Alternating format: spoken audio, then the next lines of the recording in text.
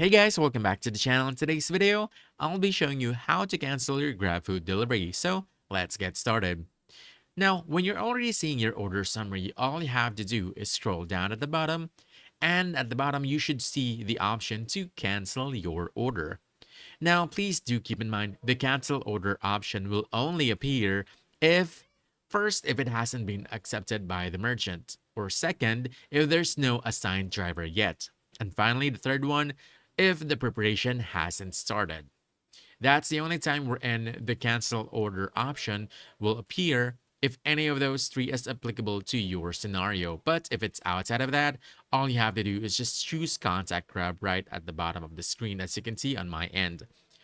Once you do that, you will be connected to a live agent. And from here, you can already tell the agent the reason for your cancellation. So one example would be that the driver is taking too long, or whatever scenario that is applicable to your order. And that's it. Now you know how to cancel GrabFood delivery. So if you found this helpful, don't forget to hit that like button, subscribe for more quick guides, and I'll see you in the next one. Thanks.